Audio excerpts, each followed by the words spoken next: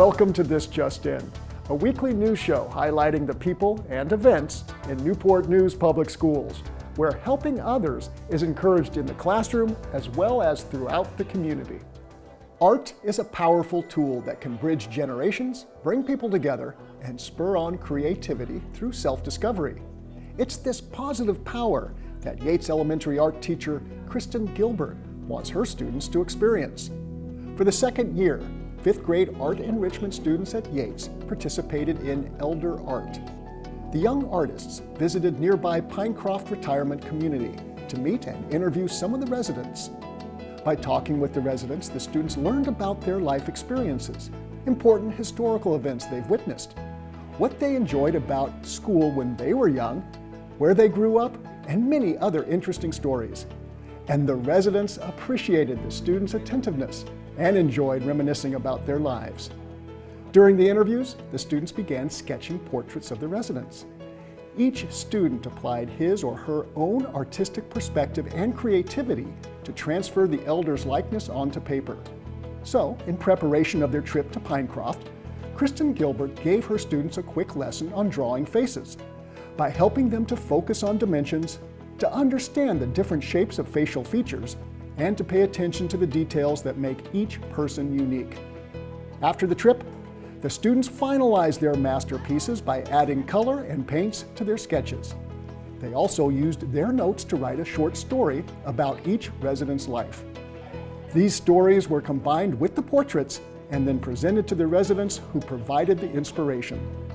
Through Elder Art, Gilbert hopes her students grow as citizens as they learn to respect others, realize the power of art in bringing people together, and understand that small brushes of kindness can create masterpieces of happiness. Female students at Denby High School's Aviation Academy were able to make a real-life connection to their dreams of flying high. Captain Nicole Stillwell, a T-38 pilot stationed at Langley, visited the Academy once again for an informal gathering of all female Aviation Academy students. And although Captain Stillwell's ongoing visits are somewhat casual, they still make an incredible impact on the ideas and impressions of the young aviation students about career paths as female aviators or servicewomen. Captain Stillwell placed the fears of competing with male aviation counterparts in the hangar by shooting down the existence of the perception of male domination within pilot training and aviation careers. She told how she has always been treated and seen as equally capable and talented. The students were fascinated as she described a typical day in the life of a fighter pilot. And the listeners were blown away by the amount of hours pilots fly every day, performing very enemy-specific scenarios and drills that will make all the difference when faced with a military conflict. She answered any and all questions ranging from Air Force uniforms and flight gear to how it felt the first time she flew a plane completely on her own. This pilot understands the importance of speaking with female aviation students to make sure they all know that when it comes to women in the field of military aviation, the sky's the limit. For Heritage High School student athletes, their biggest fans are some of the youngest, the students at Marshall Early Learning Center.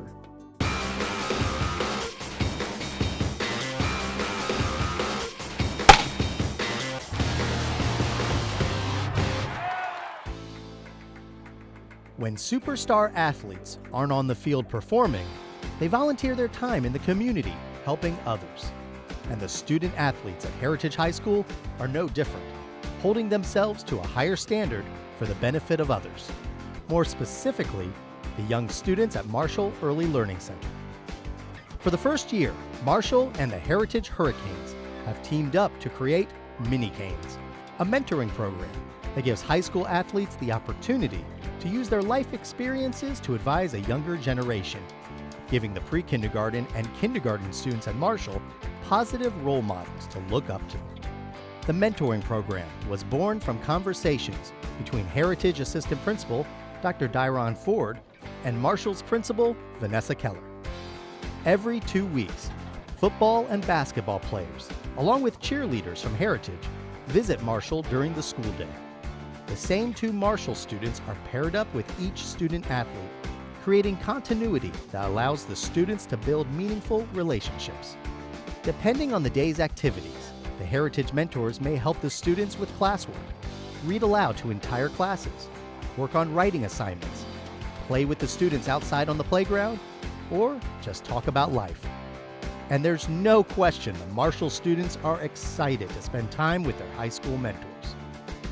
And in just a few meetings, many of the young male students respond positively to the experience. Through the Mini Canes mentoring program, Heritage student athletes are in a unique position to positively influence the younger Marshall students socially, academically, and as contributing citizens. This school year, Denby High School has joined the Lead to Feed student leadership program. This is the second high school in Newport News Public Schools to participate in the nation's fastest growing free leadership program. Through Lead to Feed, students at Denby meet a community need of their choosing by developing project management skills, harnessing the collaborative power of the entire student body, and implementing a range of creative solutions through service leadership. Denby decided to support the South Morrison Food Pantry, and their very first project was a holiday food drive to help the pantry stock up to feed others. For 10 days in December, the entire school worked together, designing signs to promote the food drive, bringing in food items, and collecting the daily donations. Each morning, National Honor Society and chorus students took turns visiting every homeroom, and they kept a running tally of the school zones that offered the most donations. The career and technical education classes were recognized for collecting the most food and having the best decorated hallways. And during the chorus's winter concert, guests were encouraged to bring a canned food item in place of an admission fee. Overall, Denby students and staff hauled in 1,335 food items for the South Morrison Food Pantry. And as Denby continues their involvement in the Lead to Feed program, a new generation of leaders will help shape their community through positive action. First Step is a voluntary preschool program that provides innovative early childhood instruction for 4 and 5-year-olds. All First Step early childhood centers host full-day programs, and the programs are free. If you're interested in finding out more information or making an appointment for preschool pre-enrollment, go to the school system's homepage and click on the Schedule First Step Pre-Enrollment Appointment link. You can also call 283-7788, extension 12183, between 8 a.m. and 4 p.m. weekdays. Please take note that students do not report to school on Friday, January 27th, because of a teacher workday, and students don't report to school on Monday, January 30th, because of a regional professional development day. So students, enjoy a 4-day weekend. Thanks for joining us for this week's edition of This Just In. And check out more fun and informative videos at nnpstv.com to see the many great things happening in Newport News Public Schools.